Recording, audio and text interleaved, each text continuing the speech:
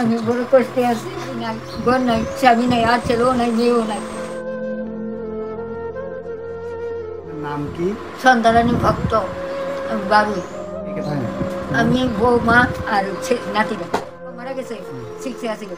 বাপের কাজ করলো, সুন্দর পাশ করছে, বাপের আশীর্বাদে কহান এইতে বলে ছেলেটা এটা বউটা মারা গেছে, ছেলেটা নাতিরা আছে। ছেলেটা মারা গেছে কবে? এই তো কার্তিক 22 তারিখ আইলে 3 বছর হলো। আমি মাসে একদিন আইয়ে এলাকাত বাবা সবটা বাজে 20 হইতে একটাই আমার ইহান তেল আমার বাজার মাসে একদিন আয়। আচ্ছা, আমার বাড়ি নাই, ঘর নাই, স্বামী নাই, আর ছেলেও নাই, মেয়েও নাই। আপনার ছেলের যে নাতিটা, হ্যাঁ হ্যাঁ, কতটুকু ওখানে যখন বাবা মারা গেছে, শিখছে আসিল। বাপের কাজ করলো, সুন্দর পাশ করছে, বাপের আশীর্বাদে কহান এইতে বলে খাতা কলম দেওয়া আমার কষ্ট। আমার পয়সা আইতাম, খাতা কলম যা লাগে সব দিবি, খাওয়ান দিবি। আমি বড় কষ্টে আছি। আমি যে মালিকের বাড়িতে আছি, মালিকের ফোন নাম্বার আনছি, কারণ আমি মিথ্যা রাস্তা বাবা নাই।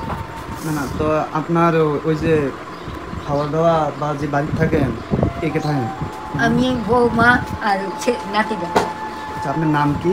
সন্তানানী ভক্ত বাবু। ওই যে ফান লাগায়। আসসালামু আলাইকুম।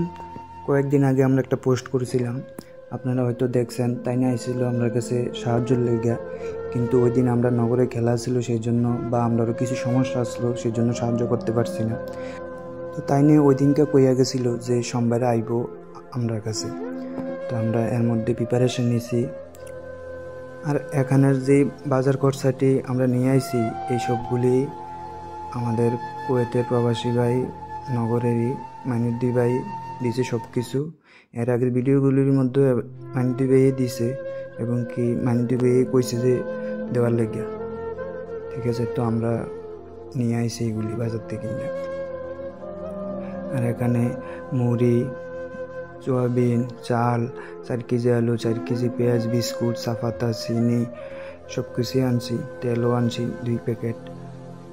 এখানে ওনার নাতির লেগে 1 প্যাকেট কলম নিয়ে আইছি। আর এই যে দেখতে পাচ্ছেন শাড়িটা, এই শাড়িটা সাব্বির কাকু দিছে। সাব্বির কাকু কইছে যে একটা শাড়ি কিনে দেওয়ার লেগে, উনি সাব্বির কাকু নিজের থেকে দিছে।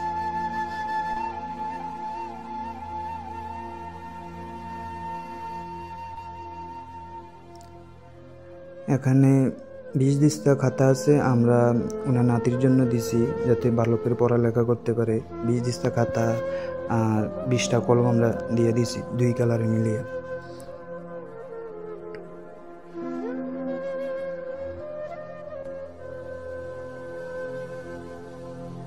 মানুষ দিছে, তানির লোক দোয়া করবে।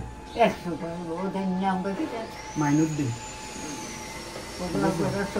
মঙ্গল হোক, যাতে এইভাবে প্রভুর কাছে দান করতে পারে।